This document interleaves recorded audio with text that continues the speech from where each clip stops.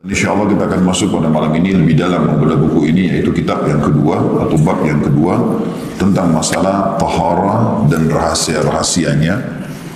Dan makna taharah adalah kesucian atau pensucian. Berikut kitab solat dan apa-apa yang berkaitan dengannya. Sebelum kita bahas lebih dalam, teman-teman sekalian, Ibnu Qudamah rahimahullah punya trik tersendiri dalam buku ini. Kalau teman-teman mempelajari kitab taharah ini dalam kitab-kitab apapun, misalnya kitab Bulughul Maram untuk Ibnu Hajar atau buku-buku fikih yang lain, maka yang pertama kita temukan dalam taharah itu adalah bab wudu, mandi, tayammum, kemudian juga masuk dalamnya setelah itu pindah ke bab sholat, tentu ada dalamnya juga masalah haid, nifas dan seterusnya. Maka lebih banyak cenderung dibahas dalam buku-buku fikih tentang rukun, tata cara, kemudian kewajiban-kewajiban, sunnah-sunnah dan yang membatalkan. Itu umumnya. Kalau beliau menyentuh sisi yang lain, jadi beliau lebih menyentuh misalnya dalam bab taharah ini bukan hanya sekedar orang berwudu dan selesai, bukan hanya sekedar orang mandi dan selesai. Sebab menurut beliau itu hanya kulitnya. Ada sesuatu yang dasarnya atau inti daripada, kalau sebuah pohon itu ada kulit, ada batang pohonnya. Maka ada batang pohonnya yang banyak dilupakan oleh manusia. Itu akan dibahas nanti lebih dalam ke masalah sentuhan itu. Seperti misalnya dalam masalah sholat, beliau lebih cenderung membahas masalah kehusyuannya. Jadi bukan rukun-rukun sholat, apa yang harus dibaca, apa yang merupakan sunnahnya, apa yang membatalkan, bukan itu. Beliau membahas bagaimana khusyuk dalam sholat. Jadi walaupun beliau membahas tentang bab taharah, bab sholat, tapi lebih cenderung membahas masalah itu. Kurang lebih ini pembukaan dari kitab yang akan kita bahas. Oleh karena itu, saya berharap lebih banyak konsentrasi karena kita bicara masalah tazkiyatun nafs, pensucian jiwa. Sebelum juga saya mulai, metode kita insya Allah yang sebulan sekali ini, sebagaimana tadi Ahsan perlu sampaikan, hari ini sebenarnya adalah Jumat kedua dan saya majukan, biasanya Jumat ketiga karena pekan depan saya akan bimbing umrah insya Allah. Maka kadang-kadang seperti ini, jadi teman-teman mungkin ikuti saja perkembangannya. Akan standby selalu, kita mungkin di pekan ketiga, tapi kalau ada udzur syar'i kita akan mundur atau kita maju, bisa saja pekan kedua atau pekan ke satu, bisa pekan keempat, tinggal diikuti perkembangan insya Allah supaya antum tidak tertinggal bahasan kita. Juga sisi yang lain, metode yang kita sudah sepakati insya Allah nanti, yaitu kalau azan isya sebentar, kita azan, kemudian kita tidak langsung iqamah sholat, kita lanjutkan majlis ilmu kita sampai selesai insya Allah dengan tanya jawabnya, baru kita iqamah sholat isya. Jadi bubar sholat isya sudah selesai pengajian kita, dengan tujuan supaya tidak berubah-ubah lagi softnya. Karena kalau antum seperti ini duduknya beda dengan kalau saf sholat, akhirnya mundur lagi, ada yang keluar dan seterusnya. Ini dibolehkan oleh para ulama selama memang jeda waktunya antara azan iqamah, karena memang dianjurkan untuk memperlama antara azan iqamah, ya itu dalam bahasan masalah sholat. Baik, kita akan baca teman-teman sekalian apa ditulis oleh Ibnu Qudamah rahimahullah. Beliau mengatakan kitab kedua, taharah atau kesucian dan pensucian dan rahasia-rahasianya, berikut kitab sholat dan apa-apa yang berkaitan dengannya. Beliau mengatakan, ketahuilah bahwa taharah itu, bersuci itu mempunyai 4 tahapan. Yang pertama, mensucikan lahir dari hadath, najis-najis dan kotoran. Lahir itu maksudnya adalah di luar, misalnya sejadah, ya, pakaian, seperti itulah. Kita melepaskan semua kotoran dari situ. Jadi nggak boleh kita sholat di tempat najis, pakai baju najis kan gitu. Yang kedua, mensucikan anggota tubuh sendiri, bukan bajunya, bukan sejadah, tapi badan kita, dari dosa-dosa dan kemaksiatan. Jadi beliau sudah mulai masuk lebih dalam sekarang. Selain membersihkan baju, pakaian, beliau juga mengatakan harus membersihkan badan. Tapi ternyata bukan yang dibahas di badan ini masalah mandinya ataupun wuduknya, tapi beliau membahas tentang menyelamatkan sentuhan tubuh dari kemaksiatan, masuk dalam bab taharah. Kemudian yang ketiga, mensucikan hati dari akhlak-akhlak tercela dan sifat-sifat buruk iri, dengki, ya. Setiap kali kita mau melakukan sebuah jenis ibadah, mau sholat kah, mau puasa kah, mau haji kah, mau apa saja, maka beliau menganggap pensucian jiwa di sini bukan hanya sekedar dengan wudu, tapi dia harus membersihkan hati dari sifat iri.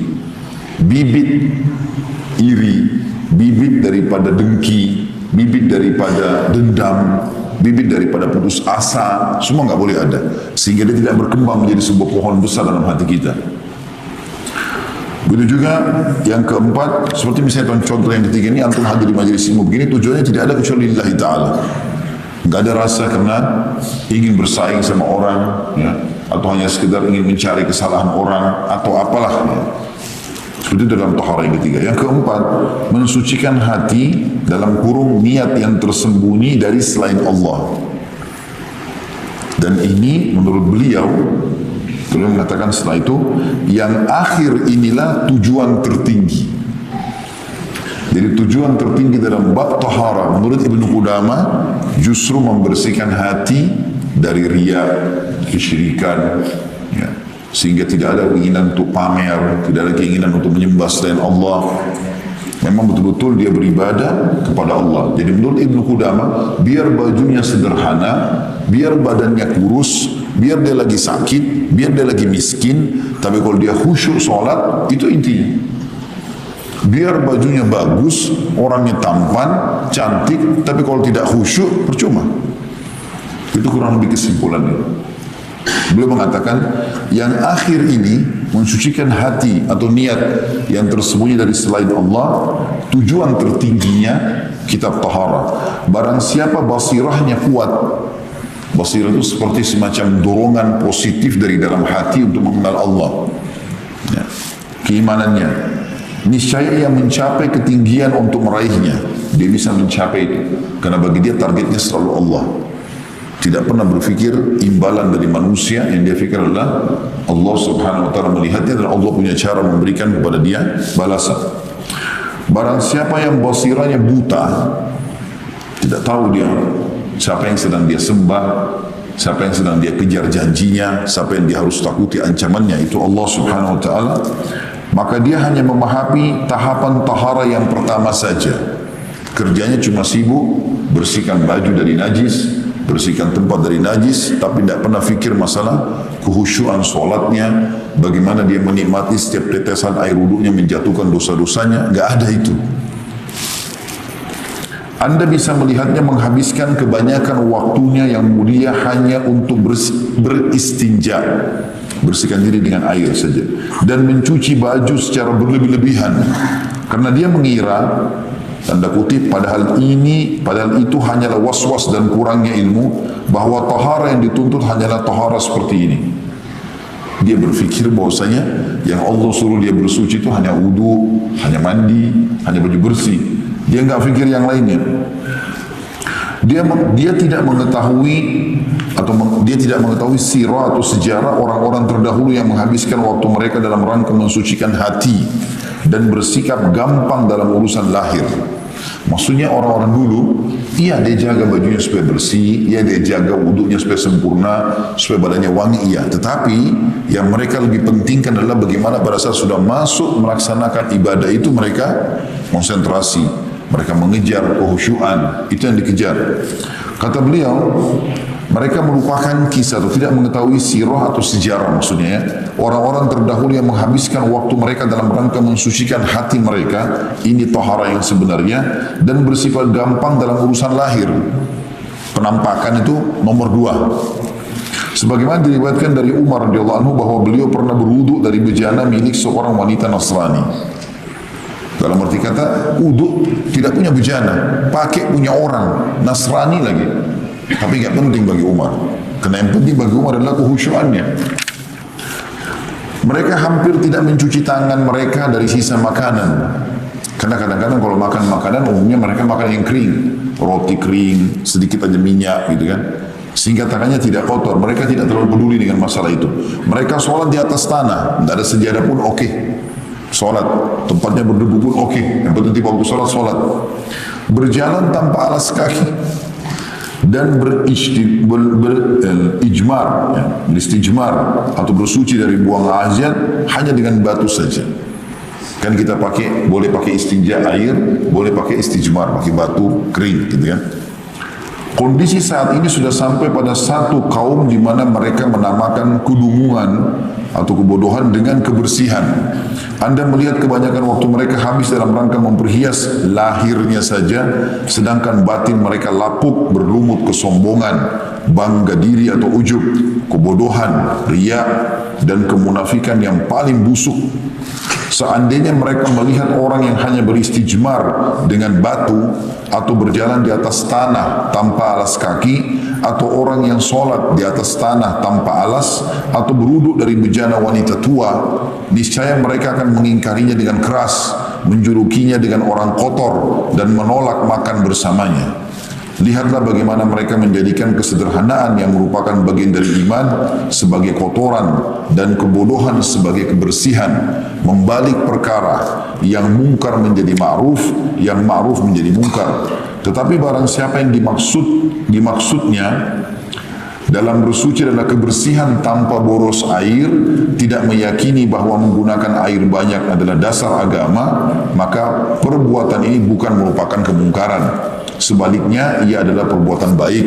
Silahkan merujuk buku-buku fikih bila Anda ingin mengetahui hadas dan najis, karena tujuan buku ini adalah adab dan perilaku. Artinya, paragraf terakhir ini saya tidak akan bahas rukun, syarat yang membatalkan, saya tidak akan bahas itu. Ini hanya membahas masalah adab dan tata krama dalam beribadah. Jadi beliau mau mengatakan di paragraf terakhir juga, nanti kita akan mundur ke belakang, tidak ada masalah orang bajunya bersih, orang mandi, orang pakai minyak wangi, itu sunnah Nabi SAW. Tetapi ini harus dinomor duakan. Nomor satunya itu keikhlasan hati, ya, bertawakal kepada Allah, kehusyuan dalam sholat, gitu loh. Ada orang, gak ada orang, tetap dikerjakan ibadah itu. Karena untuk apa masjid kita mewah, baju kita bersih, tapi kita tidak tahu apa yang dibaca dalam sholat. Karena kita tidak tahu nilainya, siapa yang sedang kita berhadapan dengannya. Nanti akan ada beberapa contoh para salafus salih bagaimana mereka kalau menghadapi waktu sholat itu. Seperti apa mereka sholat. Karena mereka lebih mendahulukan masalah keimanan dalam hati daripada penampilan lahirianya. Seperti itulah. Maka mereka, atau beliau mengatakan, kita mundur lagi sedikit ke belakang, beliau mengatakan banyak orang yang hanya peduli dengan lahiriah saja, sehingga akhirnya contoh atau bagaimana kita bisa lihat mereka secara lahir terlalu peduli dan berlebihan, akhirnya mereka tidak peduli dengan isi hati dan keimanan. Kalau ada orang yang jalan tanpa alas kaki, atau ada orang sholat tidak pakai sejadah, maka dia spontan langsung mengingkari masalah itu. Kenapa sholat di tempat itu tidak pakai sejadah? Kenapa begini? Dia peduli dengan lahirnya. Padahal sebenarnya dalam agama bukan itu yang penting. Yang penting adalah orang ini khusyuk atau tidak, dia wudunya benar atau tidak. Itu tambahan, gitu kan? Nabi SAW pernah sholat di atas tanah. Para sahabat sholat di atas tanah. Bahkan Nabi SAW mengatakan, Innama ju'ilal liya ardi masjid wa tahura. Allah telah jadikan untuk bumi ini semuanya masjid dan suci. Tiba sholat, kita sholat di atas batu pun kita sholat, di jalanan kita sholat, tidak ada urusannya. Ada sejadah, tidak ada sejadah. Bahkan pernah Mu'adz bin Jabal radhiyallahu anhu, salah satu Mu'adz atau Mus'ab radhiyallahu anhu, ini salah satunya, saya lupa namanya, tapi salah satu dari dua sahabat ini. Kalau saya ingat, saya Mu'adz bin Jabal radhiyallahu anhu, beliau lagi sujud, pada saat bangun penuh dengan debu, karena di zaman Nabi SAW belum ada keramik, belum ada karpet, tanah semua. Kebetulan melengket debu-debu itu di dahinya, dan beliau salam, habis salam beliau hapus. Apa kata Nabi SAW? Jangan kau hapus, hai Mu'adz, sesungguhnya debu-debu itu bersamanya rahmat Allah. Pemahamannya seperti apa itu? Artinya bukan masalah itu, bukan kotor, suci itu.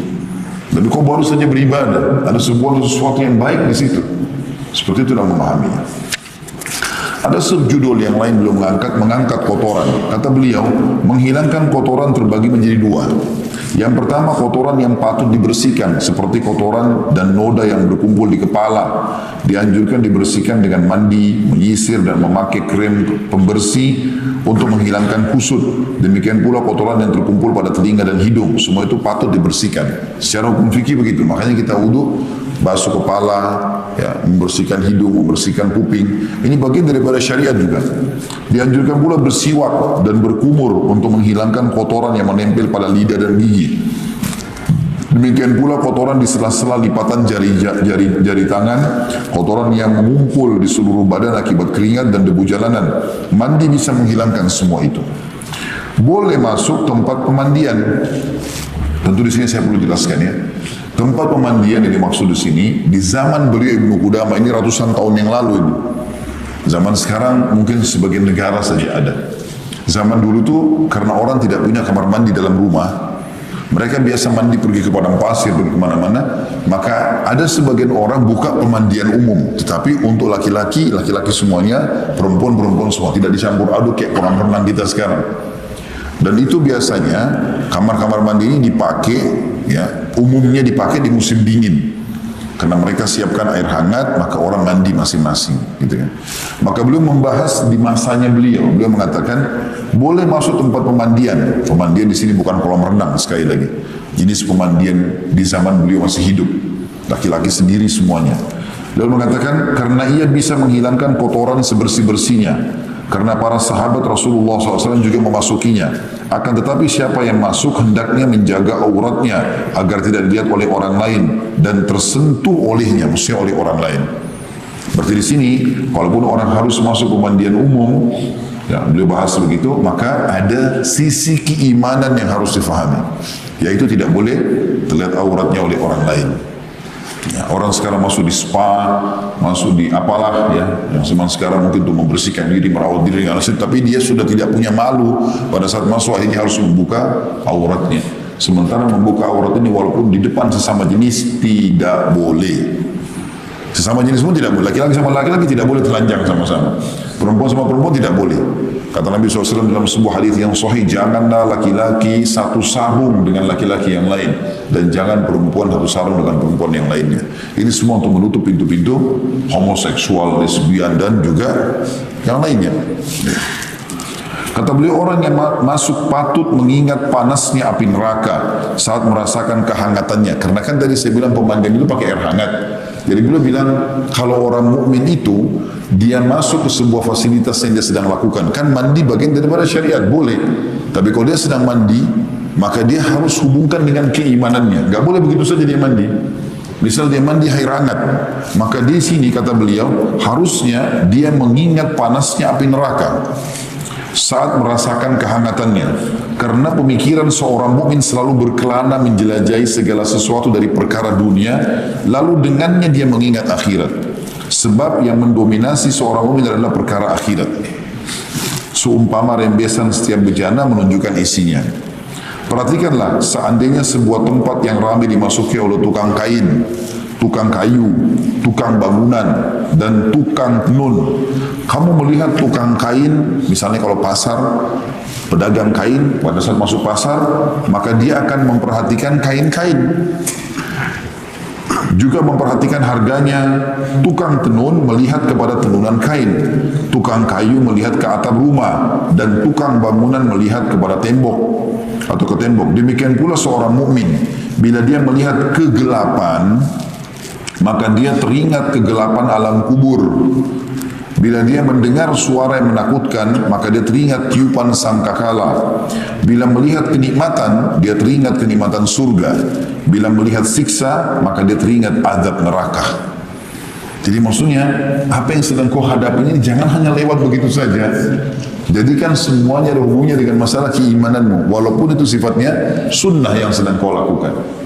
Jadi kalau kita lagi makan makanan enak, kita pada saat itu dianjurkan oleh Ibnu Qudamah rahimahullah untuk membayangkan kenikmatan surga. Sehingga kenikmatan ini dari kecil dan kita termotivasi untuk mengejar yang di sana. Tentu butuh ilmu ya, dibaca misalnya kita suka makanan kan setiap hari kita makan. Coba cari tulisan-tulisan yang berhubungan dengan masalah makanan-makanan dan minuman ahli surga misalnya. Gitu kan? Seperti itu. Atau kita lagi kebetulan di rumah mati lampu gelap. Pada saat itu jadikan momen itu momen mengingat bagaimana kalau kita di kuburan dan gelap sendirian. Seperti itulah. Pada saat kita lagi takut kena ada mau serangan musuh atau ada suatu kejadian misalnya, kita bayangkan bagaimana kalau terjadi pada hari kiamat nanti. Ya. Saya temui sebagian ikhwah yang kebetulan mereka pada saat menghadapi sebuah pengobatan misalnya dan pingsan misalnya. Lalu dia membahasakan, saya membayangkan tadi bagaimana kalau seandainya sakaratil maut datang. Jadi kita bayangkan masalah itu. Ya. Kita bayangkan bagaimana kalau malaikat maut datang. Saya pernah coba terapkan dalam hidup saya. Saya pernah satu kali subhanallah dirawat di Jakarta. Waktu itu qadarullah ma syaa fa'al. Saya merasa demam dan terus saya masuk ke rumah sakit dan dirawat beberapa hari gitu. Di malam hari pada saat saya lagi diinfus, tiba-tiba saya terkaget malam itu dan gelisah, nggak bisa tidur. Saya mau kamar mandi pun berat sekali rasanya badan ini gitu kan. Lalu saya coba, ya, pada saat itu maksakan diri berdua, lalu saya coba sholat sambil duduk. Karena tidak mampu waktu itu sholat berdiri, lagi sakit luar biasa gitu. Tapi tiba-tiba saya entah kenapa membayangkan apakah memang saya masih bisa hidup setelah ini. Kalau seandainya malaikat maut datang sekali dari belakang, ya, gorden rumah sakit ini bagaimana keadaan? Tidak ada yang tahu saya lagi sendirian, ada istri saya lagi tidur waktu itu menemani saya.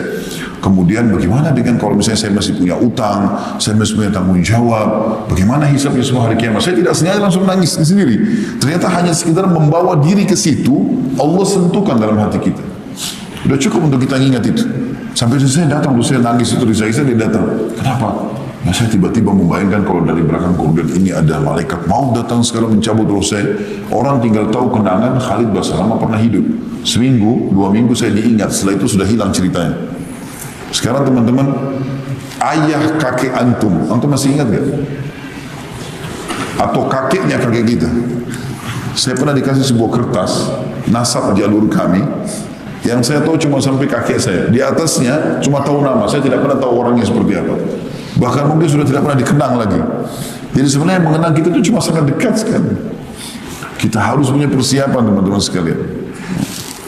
Kata beliau, makruh masuk pemandian menjelang matahari terbenam dan di antara maghrib dan isya, karena waktu tersebut adalah waktu setan gentayangan. Ya. Di malam hari seperti ini memang tidak boleh kita melakukan aktivitas kecuali kebaikan saja. Makanya diskotik, bar, segala macam ramai justru di malam hari. Karena memang syaitan lagi gerilya pada saat itu. Ya. Kata Nabi SAW, kalau masuk maghrib, masukkan anak-anak kalian ke dalam rumah karena syaitan sedang menyebar. Bentuk yang kedua dari mengangkat kotoran adalah bagian-bagian yang patut dibuang. Jadi kalau ada yang dimaksud dengan kotoran dalam tubuh yang harus orang mukmin jaga adalah tadi yang pertama dia membersihkan semua tubuhnya, ya, anggota tubuh yang kotor, kepala, mulut, segala macam. Bentuk yang kedua adalah mengangkat kotoran. Ya, bentuk kedua dari mengangkat kotoran adalah bagian-bagian yang patut dibuang seperti mencukur kumis, ya, mencabut bulu ketiak, mencukur bulu kemaluan, dan memotong kuku. Makruh mencabut uban dan dianjurkan untuk disemir. Ini hukum syar'i tentunya. Jadi yang dimaksud dengan mencukur kumis bagi laki-laki ada 2 pendapat ulama. Pendapat pertama mengatakan dirapikan sehingga tidak menutupi garis bibir. Pendapat kedua mengatakan dicukur habis. Dua-duanya punya dalil tentunya dalam masalah ini. Tapi seorang mukmin laki-laki dianjurkan melakukan itu baik pada saat dia mau umrah ataupun dalam kesehariannya. Kemudian mencabut bulu ketiak, ini sudah kita tahu, dan mencukur bulu kemaluan adalah fitrah. Yang Nabi SAW mengatakan 5 fitrah harus dijaga oleh seorang muslim: potong khitan, potong kuku, cukur bulu kemaluan, cabut bulu ketiak, dan juga mencukur kumis. Ya. Begitu juga dengan memotong kuku. Jadi orang mukmin tidak punya kuku yang panjang-panjang. Nah, berapa orang ikhwah begitu saya lihat kukunya panjang. Kenapa? Katanya untuk buka plastik lah, untuk apa? Memang gak ada gunting, harus pakai itu. Terus pakai kuku kenapa? Ini bertolak belakang dengan sifat fitrahnya kaum muslimin. Dan juga beliau mengatakan makruh mencabut uban. Tidak dilarang, tapi makruh. Lebih baik kalau mengikuti sunnah disemir, asal menghindari warna hitam. Ya. Karena Nabi SAW pernah menemukan Abdullah bin Umar ada jenggotnya satu warna putih, maka Nabi SAW mengatakan semirlah. Ya. Asal jauhi warna hitam. Itu juga dengan Abi Quhafah radhiyallahu anhu, ayah Abu Bakar di pembebasan kota Mekah pada saat masuk Islam, semua rambutnya putih, alisnya putih, jenggotnya putih. Lalu Nabi SAW mengatakan pulangkan dia kepada salah satu istrinya agar menyemir rambutnya dan hindarilah warna hitam. Kata beliau, tahapan tahara lainnya akan hadir di bagian seperempat yang membinasakan dan juga yang menyelamatkan insyaAllah. Sudah ada bahasan nanti ke depannya. Pasal baru kitab rahasia-rahasia solat dan perkara-perkara penting yang berkaitan dengannya. Kata beliau, solat adalah tiang agama dan merupakan ketaatan yang utama. Terdapat hadis-hadis yang banyak yang masyhur tentang keutamaan solat. Jadi beliau tidak bahas itu. Keutamaan solat 5 waktu, keutamaan ke masjid, itu beliau tidak bahas. Kenapa itu? Bukan itu yang beliau ingin sentuh. Itu sudah dibahas di umumnya buku-buku hadis dan buku fikih. Beliau ingin sentuh keutamaan khusyuk. Ya, bagaimana solat itu bisa punya makna, bukan hanya gerakan saja. Kata beliau, di antara adab terbaik dalam solat adalah khusyuk itu sendiri, konsentrasi. Diriwayatkan dari Utsman bin Affan radhiyallahu anhu dari Nabi SAW bahwasanya beliau bersabda, "Ma min imri'in muslimin tahduruhu salatun maktubah fayuhsinu wudu'aha wa khusyu'aha wa ruku'aha illa kanat lahu kaffaratan lima qablaha min ad-dunub ma lam yu'ti kabira wa dhalika ad-dahra kullah." Tidaklah seorang muslim yang mendapatkan waktu sholat fardu, kayak tadi misalnya kita maghrib, insya Allah sudah lagi isya, lalu dia membaguskan wudunya. Di sini makna membaguskan wudu adalah menyempurnakannya, tidak tergesa-gesa, pelan-pelan wudu itu. Dinikmati semua gerakannya, dipastikan semua tubuh terkena, termasuk sunnah Nabi menyelat-nyelat di antara jari, supaya semuanya kena gitu. Khusyuk, ya, konsentrasi, dan rukuknya. Kecuali ia merupakan solatnya itu pelebur baginya bagi dosa-dosa sebelumnya selama dosa besar tidak dilakukan, dan hal itu berlaku sepanjang masa. Hadis ini riwayat Muslim nomor 228. Juga dari Utsman radhiyallahu anhu dari Nabi SAW bahwasanya beliau bersabda, "Man shalla raka'ataini la yuhadditsu fihi ma nafsahu ghufira lahu ma taqaddama min dhanbi." Barang siapa yang solat 2 rakaat sunnah atau wajib, di mana dia tidak berbicara kepada dirinya, dalam hatinya, di dalamnya. Kan biasanya bisikan dari hati, sehingga akhirnya kita ikutin bisikan itu, mengingat pekerjaan, mengingat kunci hilang, mengingat untung, mengingat rugi, mengingat masalah. Syaitan mengulang itu. Kata Nabi SAW, barang siapa yang sholat 2 rakaat, di mana dia tidak berbicara dengan dirinya, dia tidak hiraukan, tetap konsentrasi baca-bacaannya sholat, ya, maka dosa-dosanya yang telah berlalu diampuni.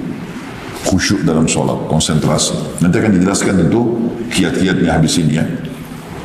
Hadis ini diriwayatkan Bukhari nomor 159, Muslim 226, Abu Daud 106. Ketika Abdullah bin Zubair radhiyallahu anhu, sahabat Nabi yang mulia, sholat, kata beliau, maka beliau seperti tonggak pohon karena khusyuknya. Dia sujud, lalu burung-burung hinggap di punggungnya karena menyangkanya pondasi dinding. Maksudnya karena lamanya sujud, tidak bergerak-bergerak sampai burung kira dia itu batu. Karena menyangkanya pondasi dinding. Suatu hari beliau sholat di Hijr Ismail. Nah, sudah kita tahu tentunya di Hijr Ismail adalah salah satu sudut ya, yang melengket di Ka'bah, dekat dengan Ka'bah, atau bagian dari Ka'bah sebenarnya.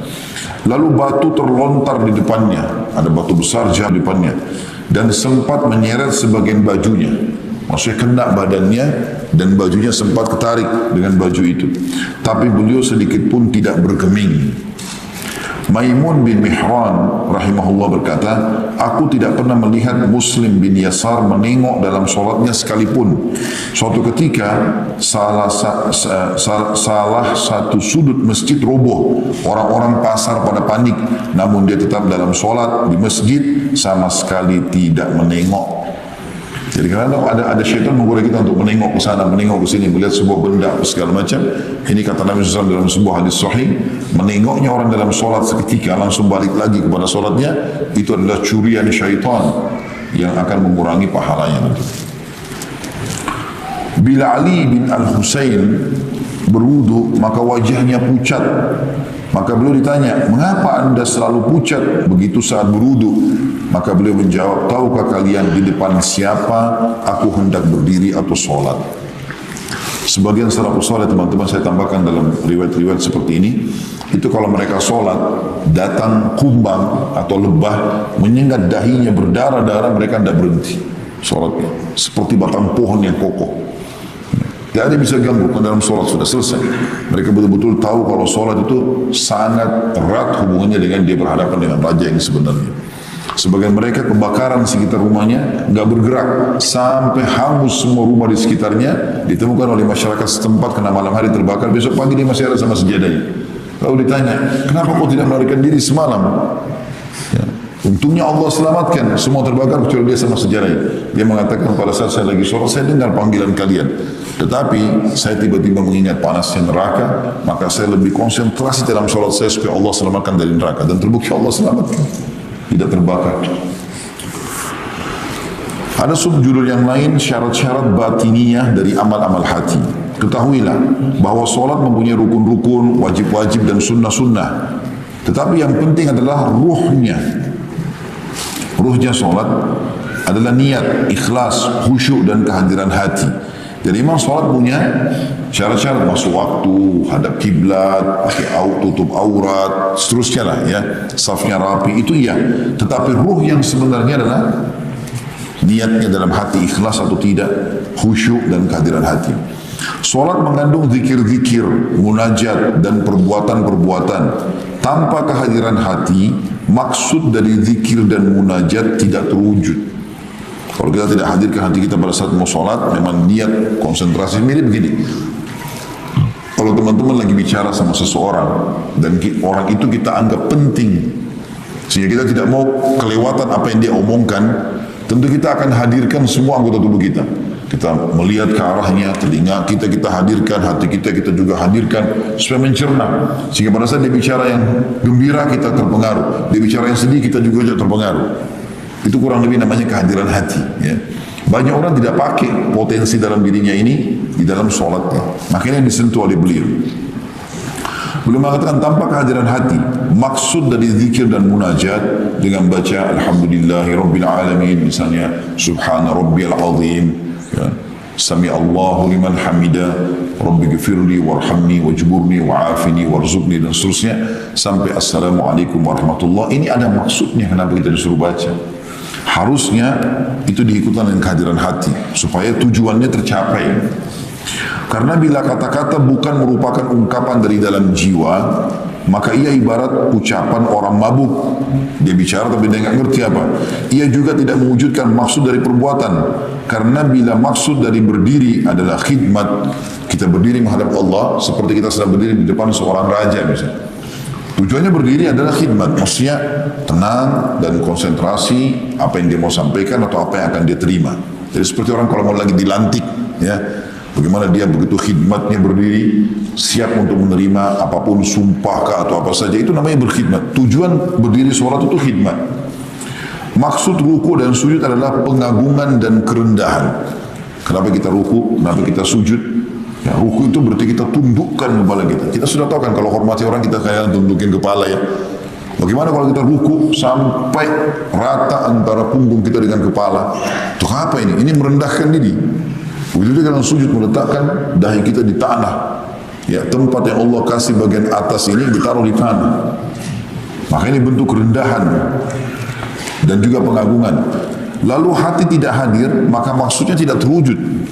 Bila sebuah perbuatan menyimpang dari maksudnya, maka ia hanya sekedar tongkrongan yang tidak berarti. Allah berfirman dalam surah Al-Hajj ayat 37, A'udzu billahi minasyaitonir rajim.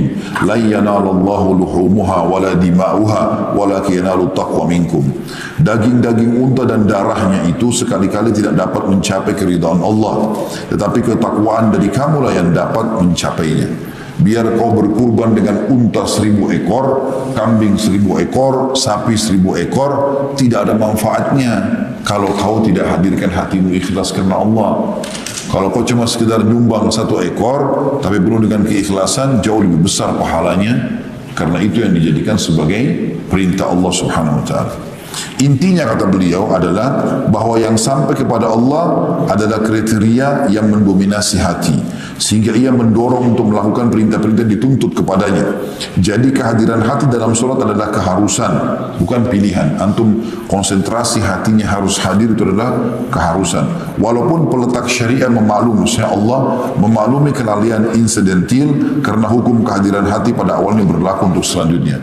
Jadi walaupun kadang-kadang antum lalai sedikit dalam sholat, Allah masih maafkan, tapi sebenarnya yang diperintahkan asalnya adalah konsentrasi hati dari awal sampai akhir. Ada juga sujud yang lain, ini terus berhubungan hal sama yang lainnya. Makna-makna batini yang menjadikan solat menjadi hidup. Bagaimana caranya supaya solat itu bisa punya makna? Makna-makna batin yang menjadikan solat menjadi hidup berjumlah banyak. Di antaranya, yang pertama adalah kehadiran hati itu sendiri. Sebagaimana yang telah kami jelaskan, pemicunya adalah semangat tinggi. Karena bila semangatku terhadap sesuatu tinggi di saya, hatiku pasti hadir secara otomatis. Maka tidak ada cara menghadirkan hati selain memfokuskan konsentrasi kepada solat. Fokusnya konsentrasi terkadang menguat dan terkadang melemah sesuai dengan kadar kuatnya iman kepada akhirat dan remehnya dunia. Bila kamu merasakan hatimu tidak hadir dalam solat, maka sadarilah bahwasanya sebabnya adalah lemahnya iman. Maka berusahalah untuk menguatkannya. Jadi hadirkan hati. Mirip tadi saya bilang, kita kalau mau bicara sama orang yang kita hormati atau memang kita akan berhadapan dengan orang yang kita segani, maka seperti apa sih kita menghadirkan telinga kita, penglihatan kita dan hati kita, seperti itulah kita menghadapi solat kita. Makna yang kedua, usaha memahami makna ucapan. Yang pernah saya biasa singgung di awal-awal bahasan kita dulu ya, bagaimana kita tahu apa itu doa iftitah, apa itu al-fatihah, artinya lah, apa itu inna a'tayna wal asr, makna-maknanya apa, atau apa itu subhan rabbil azim, apa itu sami al-hamidah, apa itu subhan rabbil ala, apa itu rabbi ghfirli warhamni, apa itu at-tahiyyatu lillah wassalawatu wat-thayyibat dan seterusnya. Apa semuanya itu, supaya pada saat kita baca kita memahami maknanya ya. Jadi sekarang kalau saya bicara karena teman-teman faham, jadi lebih enak kan gitu. Coba kalau saya pakai bahasa Arab mungkin tidak faham, gitu kan. Contoh saja gitu. Usaha memahami makna ucapan, karena itu adalah unsur yang penting untuk kehadiran hati. Karena bisa saja hati hadir bersama lafaz tapi bukan bersama makna. Maka patut mengarahkan akal dalam upaya memahami makna dengan menepis bisikan-bisikan yang menyibukkan dan memutus bahan-bahannya. Karena bila bahan-bahan tersebut tidak diputus, maka pikiran tidak akan berpaling darinya. Unsur dasarnya bisa bersifat lahir, yaitu sesuatu yang melenakan pendengaran dan penglihatan, dan bisa jadi bersifat batin, dan ini yang lebih berat, seperti orang yang didera oleh tumpukan kesedihan di lembah-lembah kehidupan dunia. Pikirannya tidak terbatas hanya di satu bidang saja, menundukkan pandangan tidak berguna baginya, karena apa yang tertanam dalam hati sudah cukup menyibukkannya. Maksudnya gini, kalau orang mau sholat, misal contoh kita ambil sholat atau melakukan ibadah yang lain dulu, kita bicara sholat, karena di bab sholat, maka dia harus menghilangkan semua kesibukan dulu dari hatinya. Karena kalau orang sibuk dengan sesuatu, misalnya dia punya banyak masalah, ribut rumah tangganya, di PHK pekerjaannya, meninggal orang tuanya, misalnya bertumpuk semuanya satu kali, maka hatinya gundah, dia nggak bisa konsentrasi. Cara yang terbaik adalah dia coba memilah satu persatu, kemudian dia selesaikan. Biar selesai. Kalau enggak bisa. Maka dalam sholat seperti itu, dia harus menyelesaikan diri dari kesibukan itu semua. Obatnya kata beliau, bila unsur dasarnya bersifat lahir, maka dengan memutuskan apa yang menyibukkan pendengaran dan penglihatan, mendekat ke kiblat, memandang ke tempat sujud, menjauhi tempat-tempat yang berhias, tidak membiarkan sesuatu yang menyibukkan indrahnya. Jadi misalnya, kalau secara lahir saja yang mengganggu kita, misal kita terganggu dengan suara bising atau terganggu dengan penglihatan yang berwarna-warni di sejadah atau saja, maka kita tinggal pindah dari situ. Cari tempat yang tidak bising, cari juga tempat yang tidak ada warna-warninya. Karena Nabi SAW sholat sementara di depannya ada ambijaniyah. Itu ada footnote nomor 42, Ambijaniyah itu adalah nama sebuah kota sebenarnya ya. Di timur Halab, di negeri Syam. Dulu terkenal mereka itu membuat kain, bisa dipakai jadi sejadah, karpet, tapi banyak bunga-bunganya gitu. Pernah Nabi SAW punya itu di rumah, kemudian beliau sholat. Ternyata memiliki banyak corak-corak. Beliau lalu melepaskannya dan bersabda, Innaha al-hatni anifa an sholati. Sesungguhnya kain ini melalaikanku dari sholat tadi. Beliau bilang begitu. Bila unsur dasarnya adalah bersifat batin di dalam hati. Tadi kan kalau yang zahir ya, kita lihat warna-warni, dengar suara bising, maka caranya kita hilangkan semua itu, pindah ke tempat yang lain supaya tidak terganggu. Kalau unsurnya batin dari dalam hati, maka jalan penanganannya adalah mengembalikan secara paksa kepada apa yang dibaca dalam sholat. Jadi kita lebih keraskan sedikit suara, lebih coba hadirkan fikiran, lawan itu. Dan menyibukkan diri dengan dari selainnya. Menyiapkan diri untuk itu sebelum sholat dengan menunaikan kesibukan-kesibukannya, berusaha mengosongkan hatinya, memperbarui atas dirinya ingatannya terhadap akhirat dan pentingnya berdiri di depan Allah dan kengerian hisab hari kiamat. Bila fikiran belum juga tenang dengan itu, maka hendaknya dia menyadari bahawa dia sedang memikirkan apa yang dia sukai dan gandrungi. Maka hendaklah dia membuang hawa nafsunya tersebut dan memutuskan hubungan-hubungan tersebut. Jadi kalau misalnya dia tidak lagi konsentrasi dalam sholatnya, berarti ada sesuatu hawa nafsu dunia yang sedang dia kejar. Harus dihilangkan sama dia itu. Ada seorang salafus saleh dulu, dia hafal Quran, dia nuntut ilmu, dia ibadah. Satu waktu dia beli seorang budak wanita di pasar. Waktu itu masih ada hamba sahaya, dia beli. Budak ini rupanya lincah, baik, dan orangnya cantik, lewat di depannya. Sempat menyibukkan dia. Sepintas jalan itu menyibukkan. Akhirnya membuat dia tidak bisa konsentrasi lagi. Dia mau nulis, dia lebih antara lihat buku, lihat tulisannya atau dilihat perempuan itu. Maka dia bilang sama orang di rumahnya, bawa orang ini jual kembali di pasar. Karena dia beli tadi di pasar. Maka wanita itu mengatakan, kira-kira apa salahku? Aku buat apa, kenapa harus dijual gitu? Kata si pemilik rumahnya, kau tidak bersalah. Tapi kehadiranmu telah membuatku sibuk tidak lagi mau menuntut ilmu. Sudah selesai. Jadi dia memutus itu. Apa yang membuat dia tidak bisa melakukan sholat diputuskan sama dia. Kalau tadi beliau sarankan di sini, kalau ada kesibukan dunia selesaikan dulu. Dan usahakan selesai. Kita tahu duhur masuk jam 12, sebelumnya kita sudah selesaikan urusan itu. Ketahuilah kata beliau, bila penyakit sudah bercokol dengan kuat, kalau seandainya sudah sangat kuat pengaruhnya urusan itu, urusan dunia itu, maka yang berguna melawannya hanyalah obat yang kuat pula.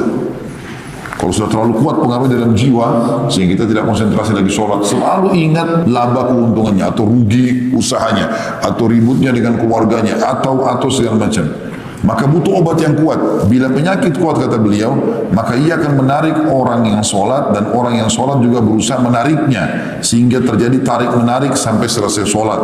Perumpamaan hal ini adalah seperti seorang laki-laki yang berteduh di bawah pohon, hendak menenangkan fikirannya. Namun kicauan burung-burung di dahannya mengacaukannya. Sementara tangannya memegang sebilah kayu untuk mengusirnya. Fikirannya belum tenang dan burung-burung itu sudah kembali sehingga mereka menyibukkannya. Jadi kalau seandainya orang tidak konsentrasi sholat, menurut ibarat dari Ibnu Qudamah rahimahullah, seperti orang yang duduk di bawah sebuah pohon, dia mau tenangkan fikirannya. Kalau kita masuk masjid mau tenangkan gitu. Tapi masih ada kicauan burung, masih ribut burung-burung. Dia punya kayu, diusirlah burung-burung itu. Seperti orang kalau sholat dia cuma berusaha saja untuk supaya dia tidak terganggu dengan itu. Tapi begitu dia usir, begitu dia turunkan kayunya, burungnya bisa kembali ribut lagi. Menurut beliau solusinya adalah beliau mengatakan di sini.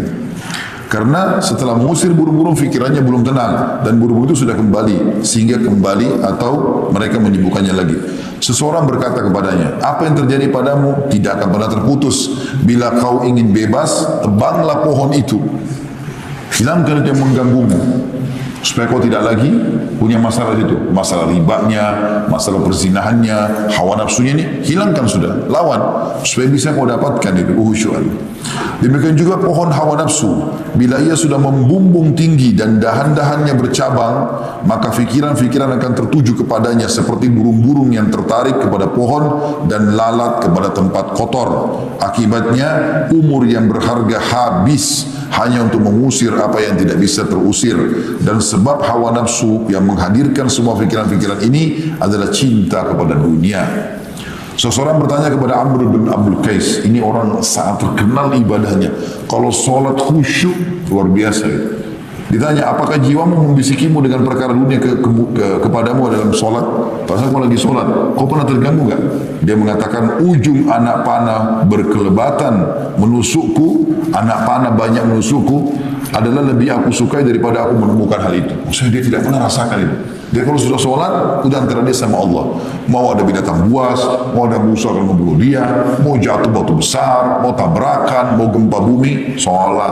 Nggak ada urusannya. Nggak ada yang bisa memberhentikan dia dari sholatnya. Seperti itu. Ketahuilah bahwa memutuskan cinta dunia dari hati adalah sesuatu yang sulit. Lenyapnya ia secara total adalah terasa sayang. Maka hendaknya usaha diarahkan kepada apa yang memungkinkan darinya. Dan yang memberikan pertolongan dan taufik hanyalah Allah subhanahu wa ta'ala semata. Habis ini kita azan. Saya baca dulu makna ketiga. Mengagungkan Allah dan merasakan wibawahnya. Makna yang ketiga. Bagaimana bisa sholat itu punya makna? Yaitu mengagungkan Allah dan merasakan wibawahnya. Sebelum saya baca lebih jauh, saya ingin titik beratkan begini. Teman-teman, coba sering tonton di YouTube. Tulis itu, keajaiban-keajaiban ciptaan Allah. Tonton tuh burung-burung, langit, pergantian siang malam. Ceramah-ceramah bukan lagi cuma ceramah masalah fikih, tapi ceramah menyentuh masalah keimanan.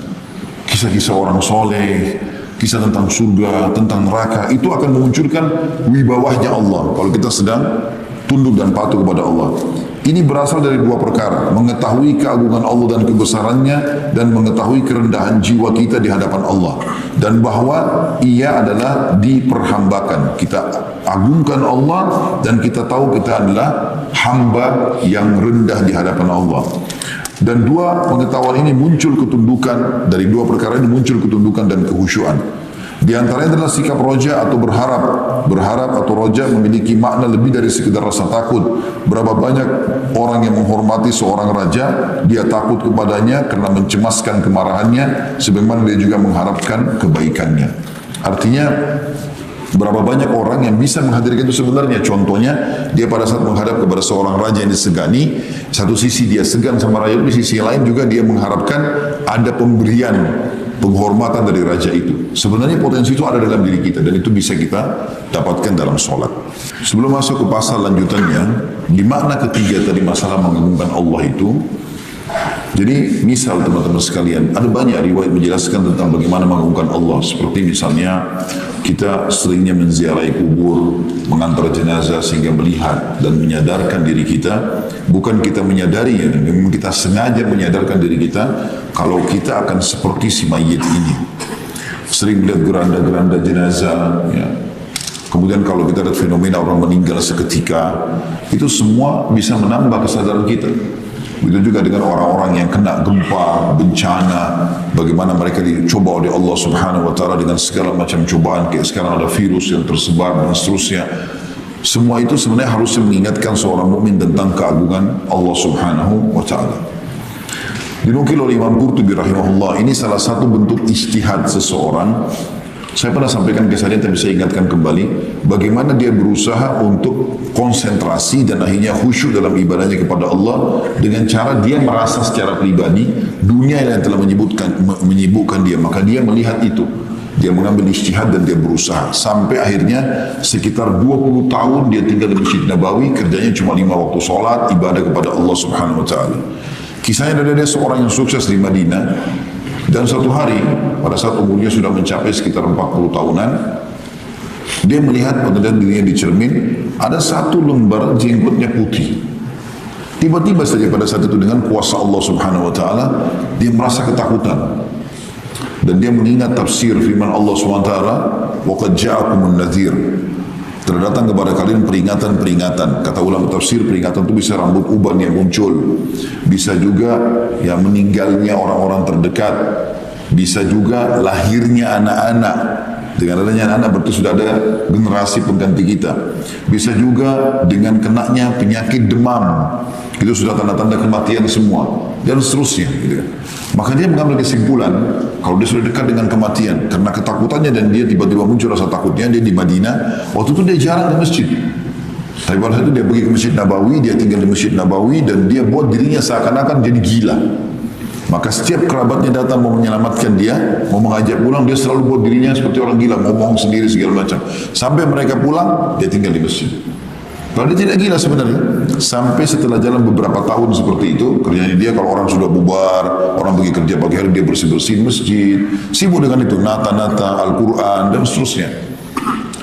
Maka satu waktu ada orang datang dari Irak, datang ingin menziarahi kuburan Nabi SAW dan juga sholat di situ selama 3 hari. Dia ingin tinggal dalam masjid, dia tidak ingin tinggal di luar. Maka dia lihat satu-satunya di masjid cuma orang ini saja.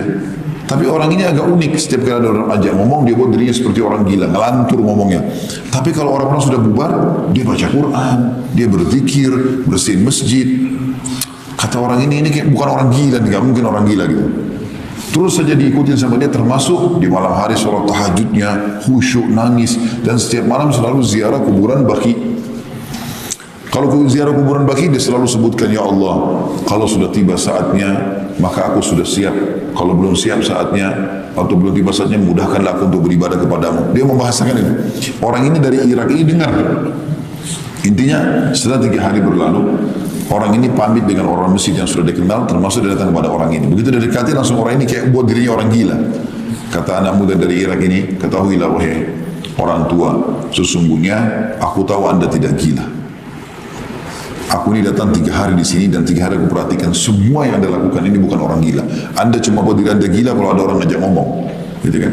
Memang dia sempat tanya beberapa orang masjid di situ, orang Irak ini, mereka bilang itu orang gila sudah sekian tahun gila di sini masjid. Kalau keluarganya mau datang jemput pasti dia sembunyi di belakang kuburan Nabi, belakang rumah Nabi, supaya dia nggak dipanggil pulang gitu. Maka tiba-tiba orang itu diam, langsung dia mengatakan, apa kau tahu saya tidak gila? Dia bilang iya. Tapi kata anak muda itu, saya ingin tahu kenapa, apa ceritanya? Dia bilang, ketahuilah wahai anak muda, saya ini termasuk orang yang paling kaya di Madinah, sukses semua usaha saya gitu. Tapi satu waktu saya lihat diri saya di cermin berapa tahun lalu ada jenggot putih, saya takut kalau itu adalah tanda ajal saya, maka saya tinggalkan semuanya itu, saya berikan kepada anak-anak saya, lalu saya sibuk di Masjid Nabawi. Dengan begini, saya tidak pernah ketinggalan sholat 5 waktu, saya tidak pernah ketinggalan baca hizib-hizib Al-Quran setiap hari, zikir pagi petang dan seterusnya. Sebagaimana kau ketahui, saya pun bisa berkhidmat di Masjid Nabawi. Begitu mereka menyelamatkan dirinya. Tapi ini ijtihad tentunya. Kalau kita tarik dalam keadaan kita sekarang, misal ada seseorang di antara kita kerja di satu tempat dan dia tahu itu merusak imannya karena banyaknya ikhtilat, bercampur laki-laki perempuan, atau misalnya memang dia tidak bisa ibadah, nggak ada fasilitas ibadah, atau bahkan dia dilarang bahkan sholat Jumat, perempuannya dilarang tutup aurat, lalu tetap dia bertahan di sana, ini merusak kekhusyuannya sendiri. Dia harus bisa memangkas itu. Harus tadi, kalau sudah penyakit berat, kayak ini kan berat, dia mau tinggalkan susah, ya serba salah, nanti namanya bagaimana, dapat kerja di mana, mau berikan keluarga makan dari mana, maka dia harus punya juga obat yang kuat. Tadi dikasih gambaran, kalau sudah sampai dia berusaha memberikan masukan-masukan pada perusahaan, dia harus begini-begini, tidak dikasih juga ibadah, maka dia menebang pohon itu, maksudnya dia berhenti dari situ. Cari tempat kerja yang lain, berkorban untuk Allah Subhanahu wa taala, baru bisa kita mendapatkan kekhusyuan-kekhusyuan ini. Karena sulit mempertemukan antara kekhusyuan dengan kemaksiatan tentunya. Sebagai penutup teman-teman sekalian, pasal yang terakhir dalam bab solat, karena setelahnya insyaallah kita akan bahas bulan akan datang nanti, adab-adab berhubungan dengan masalah Jumat, juga masalah adab-adab solat sunnah dan juga larangan-larangan dalam solat. Setelah itu baru kita pindah ke zakat tentunya. Maka dalam masalah solat ini, yang 5 waktu maksudnya, kita ada pasal tersisa, rincian tentang apa yang patut hadir dalam hati pada setiap rukun dan syarat dari bacaan dan serta gerakan solat.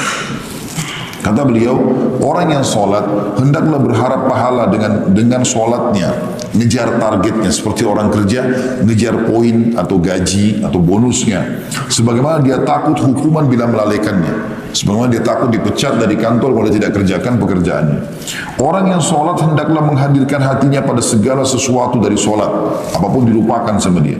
Bila mendengar panggilan muadzin, hendaknya mengumpamakannya dengan panggilan kiamat dan menyingsingkan lengan baju untuk segera memenuhinya. Merenungkan dengan apa dia menjawab dan dengan badan apa dia hadir.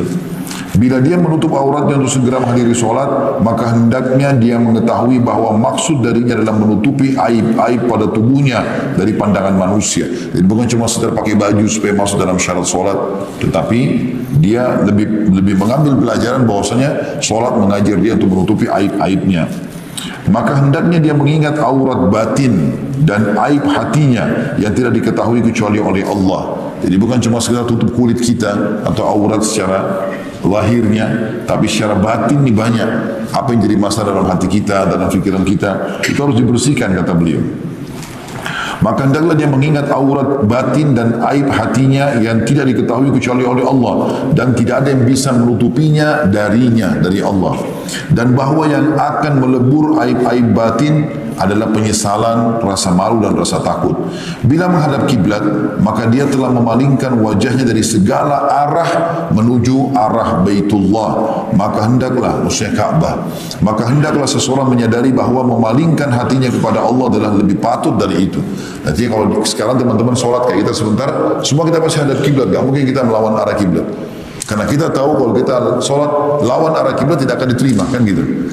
Bagaimana kita menghadirkan konsentrasi kita pada kiblat itu, kata beliau, menghadirkan hati menghadap kepada Allah lebih penting daripada konsentrasi menghadapkan diri kepada kiblat itu sendiri. Sebagaimana seseorang tidak mungkin menghadap ke arah Ka'bah kecuali dengan meninggalkan arah-arah yang lain, maka demikian juga dengan hati, ia tidak menghadap kepada Allah kecuali dengan meninggalkan selain Allah. Bila engkau bertakbir, Allahu Akbar, wahai orang yang solat, maka hatimu jangan mendustakan lidahmu, kecuali bila dalam hatimu terdapat sesuatu yang lebih besar daripada Allah, maka saat itu kamu berdusta. Maka berhati-hatilah, jangan sampai hawa nafsumu lebih besar dengan bukti bahawa kamu lebih mementingkan menurutinya di atas ketaatan kepada Allah.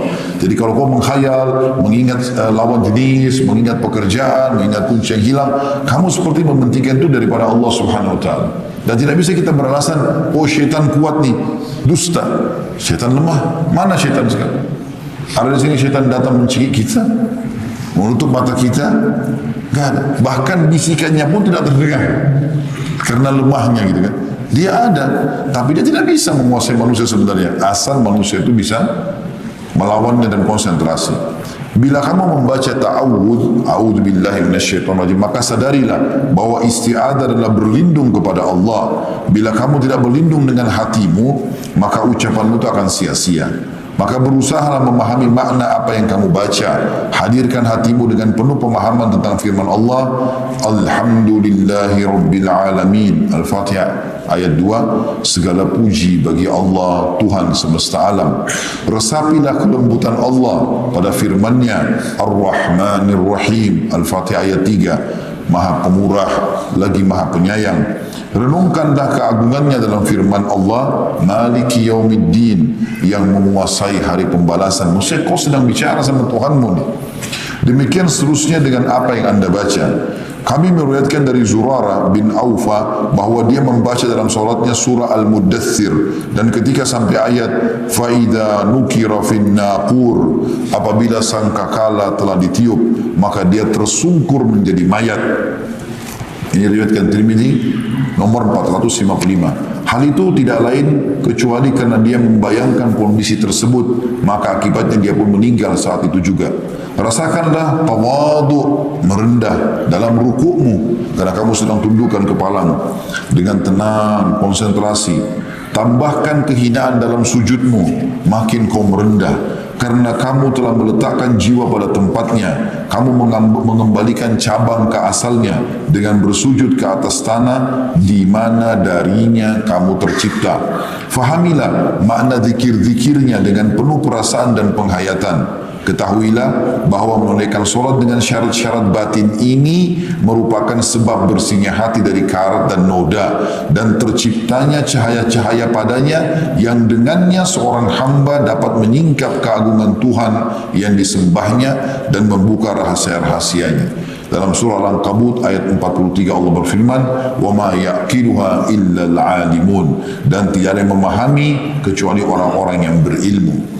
Adapun orang yang menunaikan solat secara lahir saja tanpa makna-maknanya, sekedar gerakan, maka dia tidak akan melihat apapun darinya. Sebaliknya dia mengingkari keberadaannya. Jadi begini, sebagai penutup teman-teman sekalian, coba sebentar pada saat solat, kita akan solat Isya insyaAllah. Kalau solat berjamaah biasanya memang sunnahnya, tentu imam tidak bisa berlama-lama, tapi pada saat lagi solat sendiri, coba lakukan sebentar, walaupun cuma 2 rakaat. Wudu dengan niat dalam hati betul-betul ingin mengerjakan satu sunnah. Misal niat salat taubat kah, salat wudu kah, atau salat nafilah, sunnah secara umum. Wudu dengan konsentrasi tenang, nikmati setiap gerakan tangannya, resapi dan lihat tetesan air yang jatuh bersamanya dosa-dosa kita. Kumur-kumur dengan hidung, kita membayangkan memang dosa di mulut kita yang akan keluar. Kita berkumur-kumur maksimal, buanglah. Usap di wajah, dosa di mata akan jatuh. Usap tangan, usap kepala, kaki semua akan menjatuhkan dosa-dosa. Setelah itu hadap kiblat dengan tenang, konsentrasi, tenang dulu, lihat tempat kiblat, ya. Kemudian renungi, kalau kita akan sholat baru Allahu Akbar. Langkah pertama, ya mungkin belum bisa sampai maksimal khusyuknya, tapi langkah pertama untuk melakukan dan coba terapkan beberapa hari, konsentrasi saja pada bacaan. Usahakan tidak luput satu huruf pun. Misal mulai baca Allahu Akbar, wajjahtu wajhiya lilladzi fataras samawati wal ard, ya, atau Allahumma ba'id baini wa baina khataayaya kama ba'adta bainal masyriqi wal maghrib. Pelan-pelan, jangan seperti orang kumur-kumur saja, ya. Setelah itu baca Al-Fatihah, tenang. Bismillahirrahmanirrahim, alhamdulillahi rabbil alamin. Perdengarkan diri kita sendiri, tenang, sampai waladdallin. Walaupun setelahnya cuma baca Al-Ikhlas, baca Bismillahirrahmanirrahim, Qul huwallahu ahad, berhenti dulu. Allahus samad, berhenti dulu. Kalau antum mau lebih baik lagi, sebelum sholat sudah tahu surah apa yang antum mau baca, misalnya Al-Fatihah sama Al-Ikhlas, baca terjemahannya. Setelah itu baru antum pakai baca. Ruku, Allahu Akbar. Tadi bawa dalam makna ketundukan kita ruku itu. Baca dan fahami artinya. Subhana rabbiyal azim. Maha suci Tuhanku yang maha agung. Ulangi lagi. Subhana rabbiyal azim. Subhana rabbiyal azim. Setiap ucapan renungi maknanya. Kalau tidak, belum tahu pun artinya, mau dikerjakan praktik ini enggak masalah. Coba baca saya dengan tenang. Setelah itu bangun, setelah selesai tenang dulu.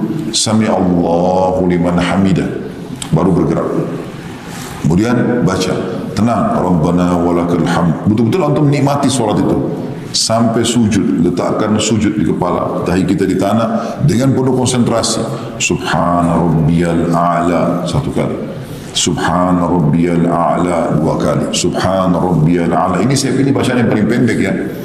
Ada subhana rabbiyal a'la wa bihamdi, ada subuhun kudusun rabbul malaikati waruh, ada banyak. Makin antum nanti lakukan ini dan antum coba tambah bacaan-bacaan rukun nanti terus merenungi maknanya, makin khusyukan makin bertambah tentunya. Saya pernah praktikkan baca dalam satu sholat itu 2 rakaat, saya baca semuanya dengan tenang, itu luar biasa gitu. Ada kenikmatan yang tidak bisa digambarkan, apalagi dengan memahami maknanya, ya. Dengan 7 bacaan ruku, 7 bacaan sujud, ya 6 bacaan i'tidal, ada macam-macam bacaannya, semua itu ada tentunya, ya. Kemudian setelah bangun dulu dengan tenang, Rabbi ghfirli warhamni wajburni wa'afini warzuqni warfa'ni. Ini banyak lafaznya, ini diantara itu yang saya baca. Kemudian sujud lagi dengan tenang. Intinya seperti itu rakaat kedua, lalu tahiyat dulu dengan tenang, baru at-tahiyatu lillah wassalawat wattayyibat, terus dibaca dengan tenang sampai selesai.